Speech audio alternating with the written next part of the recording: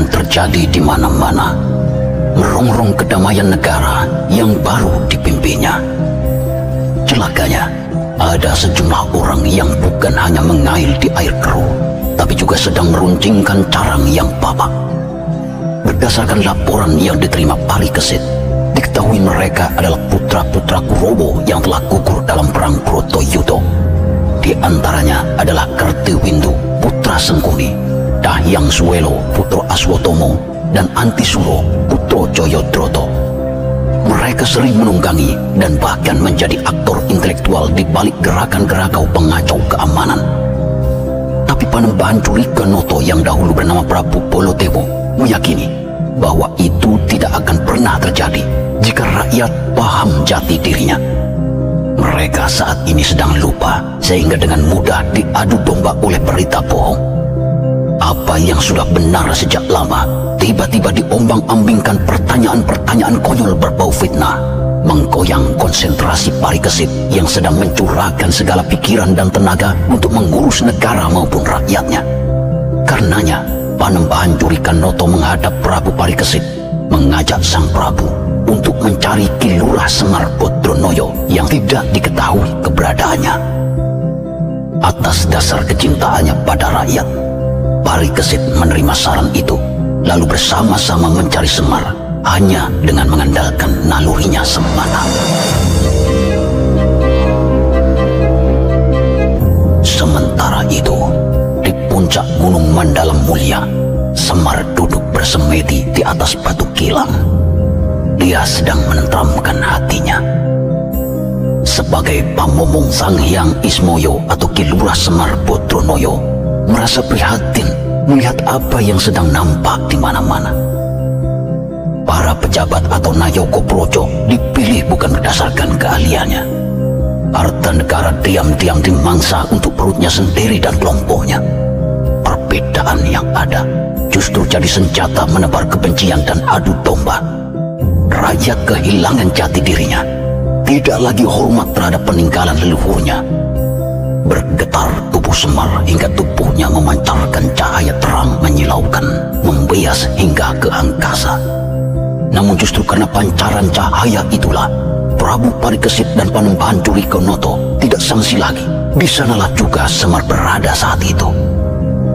Bergegas keduanya menaiki Mandalam Mulia, dan ketika tepat di hadapan Semar, Prabu Parikesit menjatuhkan diri, sungkem dengan wajah begitu sendu.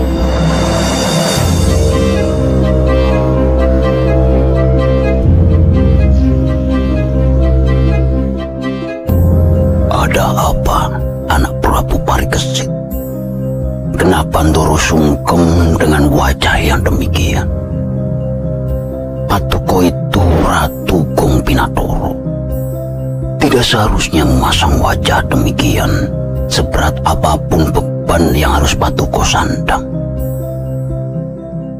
Duh, Pukulun Sang Hyang Ismai, izinkan saya meletakkan jabatan sebagai raja, dan biarkan saya ikut dengan Pukulun menyingkir dari keramaian dunia. Kenapa demikian? Patuko itu Satria Utomo, keturunan dari para leluhur yang secara turun-temurun telah dipercaya sebagai pengemban pangembating projo. Monggo lerem dan lenggah ingkang prayogi rumiyin Gusti Prabu Parikesit.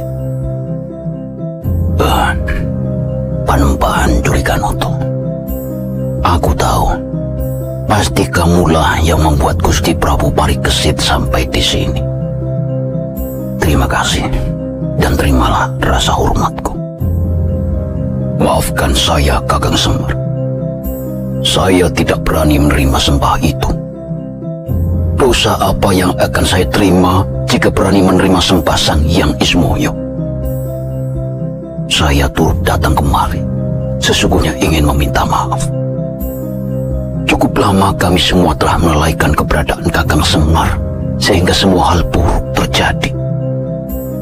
Kakang pasti sudah tahu keadaan negara saat ini seperti apa. Karenanya, kalau boleh saya memohon pada Kakang Semar, sudilah kiranya Kakang kembali ke Ngestino, menjadi pamomong kembali seperti saat bersama para pendowo dahulu. Saya sebenarnya tetap di Ngestino, Panembahan Curikanoto. Bukankah kamu tahu bahwa gunung ini pun sebenarnya masih masuk wilayah kerajaan Ngestino? Saya tidak pernah kemana-mana. Soal peristiwa yang terjadi akhir-akhir ini sebenarnya adalah bukti bahwa menunggalnya Kawulo dengan Gusti masih sangat jauh terjadi. Saya juga melihat ada hal yang belum terkejawantah hingga sampai saat ini. Padahal itu telah menjadi dasar sejak masa pemerintahan Panembahan Polosoro agar kuat lahir batin menggerakkan roda pemerintahan. Duh, pukulan Sang Hyang Ismunya. Maafkan saya yang telah mewarisi tahta, namun tidak mengetahui atau telah melupakan. Mohon izinkan saya untuk mendapatkan pengetahuan dan wewarah tersebut.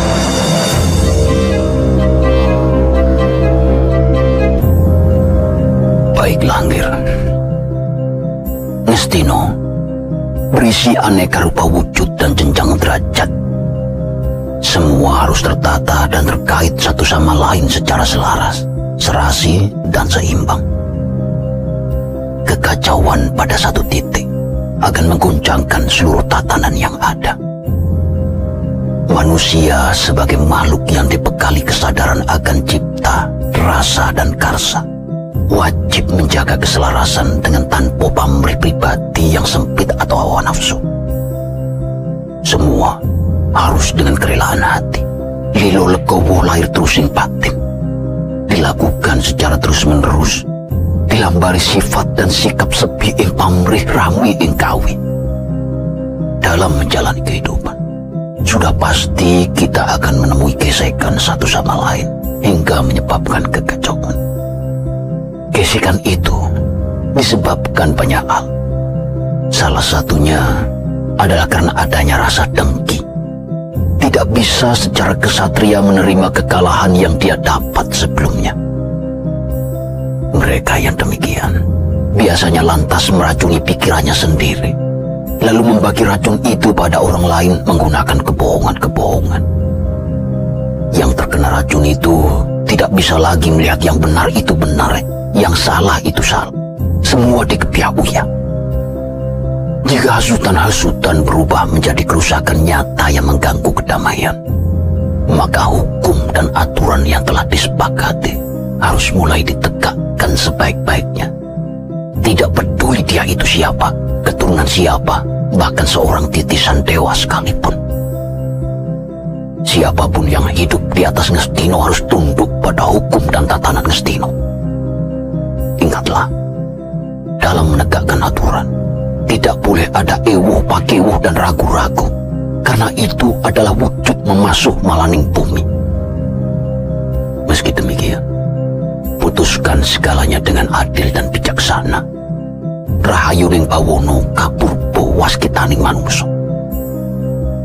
Dalam berusaha, manusia harus sadar bahwa seluruh daya upaya yang dikerahkan tentu memiliki keterbatasan. Harus bisa rumongsong rumangsan. Dengan demikian, jauh-jauh hari sudah bisa mengukur tingkat keberhasilan. Saat menjalani, haruslah penuh kesabaran dan teliti. Tidak terburu-buru ingin mendapatkan hasil. Apa yang diperoleh dengan cepat, biasanya akan hilang dengan cepat pula. Jika tidak berhasil atau gagal, bersikaplah legowo. Sadari bahwa kematian, jodoh, anugerah, nasib, dan rezeki telah ditentukan Hyang Widi. Tetapi jangan jadikan itu alasan untuk malas tanpa usaha sama sekali. Sebaliknya, jadikan itu sebagai pengingat saat dalam keadaan berhasil, agar tidak terjebak kesombongan. Apa yang telah dicapai tentulah karena peran Hyang Widi.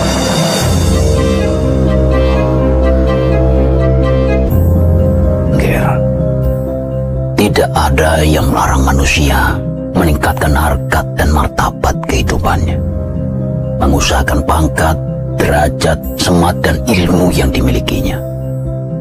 Tetapi peningkatan lahiriah harus seimbang dengan peningkatan batiniah. Jika tidak, kejayaan dan kehormatan lahir yang telah diperolehnya hanya akan menyeretnya dalam angkara murka. Kehidupan lahir yang meningkat selaras dengan kehidupan batin akan menjauhkan manusia dari hal-hal tercela. Semakin tinggi jabatan dan kehormatan yang dimiliki, hendaknya semakin menunduk dan berhati-hati dalam bersikap, perbuatan maupun kata-kata.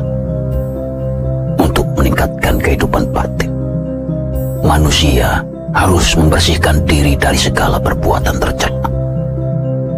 Kurangi kenikmatan duniawi dan waspadai godaan nafsu yang menggiurkan. Ketahuilah dan selamilah diri sendiri, sebab menjaga kebaikan, keindahan, dan kelestarian haruslah dimulai dari diri sendiri. Berlakulah benar dalam berpikir, berucap, dan berperilaku. Kebenaran pemikiran dan ucapan akan membuahkan kejujuran, dan kejujuran membuahkan kebaikan. Barang siapa berbuat baik dengan benar, dia akan tegak. Barang siapa berbuat salah dengan cara apapun, pasti akan runtuh. Harkat dan martabat seseorang lebih ditentukan oleh kata dan perbuatannya. Ger, jagat ini berputar dan berubah. Begitu pula dengan nasib.